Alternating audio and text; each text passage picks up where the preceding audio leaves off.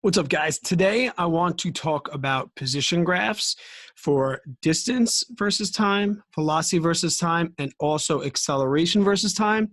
I want to look at how we can use the slopes of these to kind of get a relative idea of what a cart is doing. Is it going forward, backward, constant speed, and what all these different slopes can tell us about a graph without using any physics formulas. And this would be good for anybody from a Regents, regular high school level to honors, all the way up to AP as well. So the first type of thing that we'll see that isn't exactly a graph, but it's a representation of motion is something called a dot diagram. And essentially what we're gonna do is we're gonna think about like a car that's leaking paint at a continuous interval. So we have some car and it's driving down the road and it's going this way down the road. And as it's doing so, it's dripping paint out the back of its car. So as this car drives this way, it is going to leave a paint drip on the ground over a certain interval. So here's that car a certain amount of time later, still traveling this way. Now, if that car was moving at a constant speed, those dots would be a constant distance apart. So we could see these dot diagrams as a way to say, okay, there's the times were the same between these and the X between both them is the same. So therefore, this cart here is moving at a constant velocity or speed. If we saw a situation where the dots were kind of close to one another in the beginning, and then they steadily got bigger and bigger and bigger apart, well, now we could say, okay, the time is the same, but the X here is different than the X here. And if I can travel a larger X in the same amount of time, that means I'm going faster over here. I covered more distance in the same amount of time, where here I was moving slow. So what this would tell me about the car is that I was accelerating, or very simply just speeding up. So this is a very basic representation of how we can look at the motion of objects without knowing any math, without knowing any distance or anything about them. When we move on to the graphs, we see that there's certain parts of a graph that are going to be very, very important to us. All right, so we have the axis of the graph, and then we're going to have some slope over here. And essentially, these rises over runs, these delta y's over delta x's, they're going to tell us some variable in physics. And when we look at the certain slopes, before we even know what those axes are, we're going to look at three different slope things, because when we're looking at these diagrams, we are going to need to determine what exactly is going on by the slopes. So we need to identify some shapes. First, the simple one. We have a linear graph. Now, this linear slope, by saying linear, we're really saying that it's unchanged. And therefore, this is constant. Now, constant what? That's going to be determined by whatever these axes are. So the first thing, before even looking at the axes, let's figure out exactly what the slope is doing. If we look at another slope, the slope is 0. So there's really going to be nothing happening. 0 what? Well, like I said, it depends on what these two axes are. And the last one that we're going to see commonly in physics is going to be one that is curved or changing. So depending on what the slope tells me from these two axes, I'm going to know that that variable is going to be changing. So when we look at distance, when we look at velocity, and we look at acceleration graphs, the first thing we need to do, step one, what is the trend of the slope?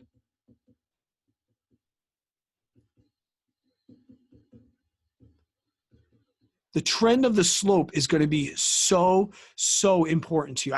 It's freaking important, okay? So now let's try and identify how we can use these relationships with now these axes. And the first thing we'll do, we'll start with where we started. We started with position versus time graphs. Now, depending on what level you're at, you might see this position referred to as D for distance and displacement, or on the AP level, we call it X. So let's look at a position versus time graph where I'm going to have X in meters, and then I will have T in seconds. And we'll give this a little bit of we'll give these a little bit of numbers so you can get a better understanding. So this would be 1, 3, and 5. And then we'll go out here, 1, 2, 3, 4, 5, 6, 7, 8, 9, 10, 11, 12. Can't stop on an odd number. All right. Now what we'll say is that if this is 1, 3, 5, 7, 9, and 11, let's say I have a dog. I'm not very good at drawing dogs, but we'll draw a dog. Dog, there's his tail. There's a head, there's got some ears. Oh gosh, now it's good enough. Okay, so we have a dog. This dog, he leaves my house from position 0, being my house, and he goes out to the yard to take a pee-pee. So he comes outside, he walks this way for 5 seconds. Then what he's going to do is he's going to stop and he's going to pee for a couple seconds. And then he's going to come back to the house. So this would be the graph of those motions. So there's going to be 3 different things happening here that we are going to determine. First, let's figure out, what does the slope tell us? Well, we know that slope is going to be rise over run. The y-axis is going to be some x over some t, which has a unit of meters, and this has a unit of seconds. And we know that meters per second is the unit for the variable speed or velocity. So everything that's going on with this slope is going to be giving us information about the velocity of the dog. So we are going to be looking at the velocity or speed of the dog.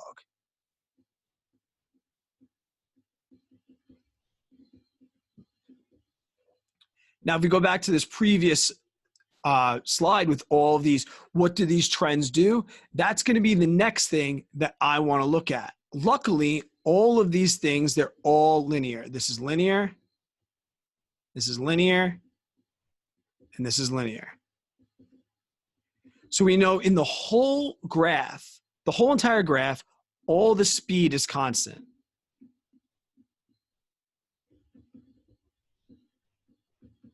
And how do I know that? I know that because these are linear unchanging graphs. Now, let's think of some other information we know. We know that it's going from 0 to 5 meters. So it's moving away from the house, or it's moving forward. It's moving in a positive direction. And if I look at just this first part here, I can find just the slope here where we'll say that this is 0.55.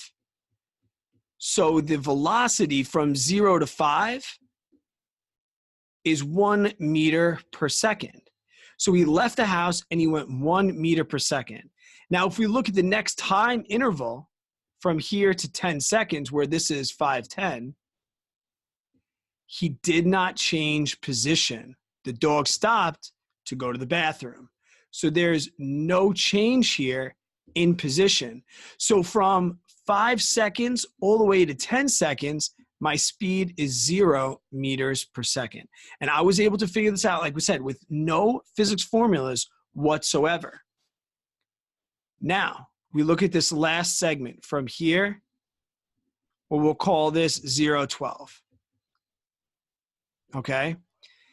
If we look at the steepness of this slope, if we look at these two slopes, we had this one from 0 to 5, and now we're looking at something like this. All right? Maybe a little bit exaggerated, but this is definitely steeper. So we have to look at some context clues that we're going to have here. Steeper is going to be a greater slope. And in this case, with x versus t, I can rename slope as speed. So I know that from this interval, from here to here, he's going to have a greater speed. Now, we could solve that mathematically by doing the slope. And when we do the math, we find out that it's a minus 5 meters because he went backwards towards the house from 5 to 0, and he did that in 2.5 seconds. So therefore, he had a minus 2.5 meters per second speed, which in fact is greater than this one that was right here. noting that this negative does not mean smaller. It means that he was going back towards position 0. If we think about earlier in the year when we talked about distance or displacement, the distance traveled, as a little bit of review, is 5, and 5 is 10 meters. But the displacement from start to finish is 0 meters. So if I look at all of the X versus T graphs, I could look at these two. We have something that's moving at a constant speed. We can have an object that's not moving at all because X is not moving. And in this one, we can say that this is a changing slope. So if this is a changing slope, and we could rename slope for X over T speed, we now know that this graph is going to give us some delta speed. And delta speed over T is going to tell us that this cart is accelerating. If I copy over and just sketch that last graph that we had, this one was X versus T. Now I can look at how this graph right here relates if I convert it into a velocity versus time graph. So if I were to be here, where this is going to be 0 meters per second, and this is some sort of speed, V, and now this is some sort of T, we found when I was going from 0 to 5 seconds, I had a slope or a speed of 1 meter per second. Then, when I got to this point here, from here to here, I had no change in position. So my speed now becomes 0. I'll change the color so you can see what I'm talking about here.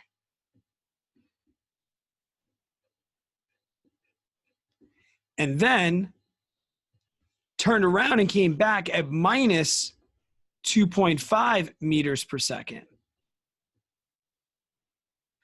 So this would be a corresponding V versus T graph for the same exact motion. If we look at the slope, M is delta Y over delta X. Now we have something that is going to be meters per second divided by second, right? Because we have V divided by T. And we know that meters per second squared is going to be A. So all the slopes of a V versus T graph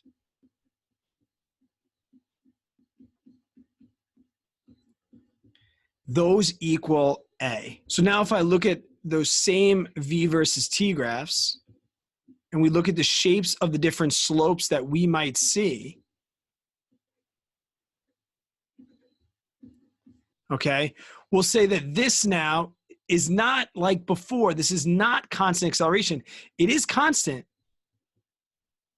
but the slope of a V versus T tells us A. So now instead of saying constant speed or constant slope, that slope gets renamed to constant A, where this slope now is no A, and this is going to be a changing A. One of the more trickier V versus T graphs, and I'm going to put it up here right now, is this V versus T graph right here. I just want to talk about it for 1 second. You're definitely going to see it in the worksheet that I'm going to give you. If I start here at some positive V, and we'll call this quadrant negative, right? And this is going to be 0 V right here. What I want you to do is pause the video, and I want you to tell me, or not tell me, I'm not there, all right? I'm not there. I want you to think to yourself, what is going on if we call maybe this T equals 1 second, and this is 2 seconds. T equals 2 seconds. Stop it for a couple minutes. Somebody come over, press pause, talk about what's happening with the cart between 0 and 1 second, and then between 1 second and 2 seconds. All right, hopefully you actually looked at that. So here's the common mistake.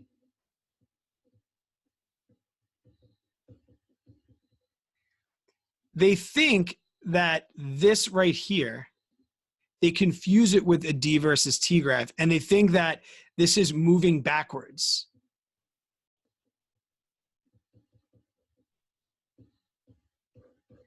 This cart is not moving backwards. Now, how do I know that? Well, because this whole area up here is all positive V. So this is forward. So in this whole time from 0 seconds to 1 second, I'm moving forward. But what's happening to my speed? If we call this speed like 5, 4, 3, 2, 1, we can see it's changing speed in the negative direction. All right. Then once it gets here, what does it do again? From 1 second to 2 seconds, it speeds up. But in the opposite direction.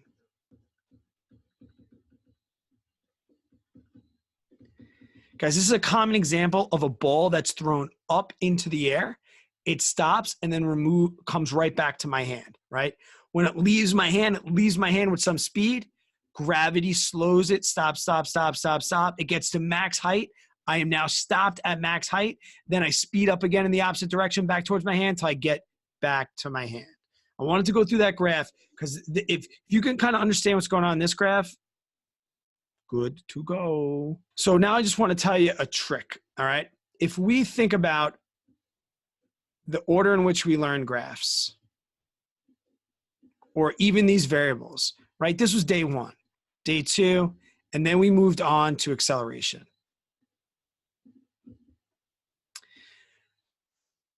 When we start here, if we're thinking about what does the slope tell me, go from your graph, the slope tells you the next graph over to the right. So the slope of an X versus T tells me V. If I want to know what the slope of a V, I start on my V graph, and the slope of that V graph tells me the next graph here. So the slope of a V versus T graph tells me A. Now, for those people that are using D for distance and displacement, you might have seen something called DIVA. So if you're on a D versus T graph, the slope tells you V. If you're on a V versus T graph, the slope tells you A. But now here's some beauty. You can go back this way and get information by the area under the curve. And a curve might be a straight line. So if I had some A, right, this area here would tell me about V. So this area would give me V information. And you could do this by just taking a square, base times height, right? If you have some sort of V, if you're on a V graph, if you take the area under a V versus T graph, you get information about displacement.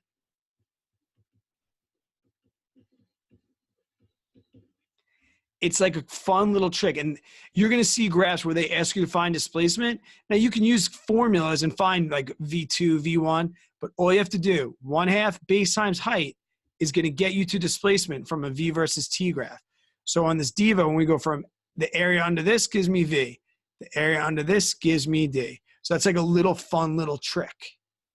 I guess it's not that fun. And the last little tip I want to tell you about is how we can see the motion from one graph all the way, or how we can see the motion from one cart and how that looks for each graph. So what I'm going to do is I'm going to just draw a little right triangle with graphs. You might be like, oh, how am I going to remember to do this? Like I said, today it may seem like crazy, but you'll be fine. So see this right triangle I just made with all these graphs? Then start with the ones we did the most common. We did X. Then we learned about V. Then we learned about A. The easiest slope there is no slope. Right down the line. Boop, boop, boop. The next easiest slope is definitely a linear this way. And the most annoying slope is a curved slope. So these, if we go across the row this way, this is all the same cart, the same motion of an object, just displayed in different graphs. Now you might be saying, well, Brad, where's this graph? Where are these two? You know, where is this graph? Well, let's take a look. What does this mean? X versus T is V. So this says 0V. So over here, it would just be, that'd be dumb. We don't need that. And then if there's 0V, there's 0A. So these graphs don't even exist. Where here I see constant V, and it's moving forward, so it's positive. So here we could show a constant V, positive. Now, if I'm at a constant V, so delta V equals 0, well, then A has to also equal 0. So this graph wouldn't even exist. And last, the most complex, we have changing V, positive. Here, we're going up 1, 2, 3, 4, 5. So my V is changing, positive. But this is constant. And a V versus T graph tells me A. So here's a nice constant, positive A. So this is a way that you can look at all of the graphs for one motion and kind of get an idea. We're going to work with them. That's just a really, really general, basic understanding. There's always questions. If you have any questions and you're not in my class, just leave it down in the comments below. I'll get back to you. Give the video a thumbs up if you learned something about graphs. And please subscribe to the channel for more physics tips on AP Physics 1, honors, and high school level.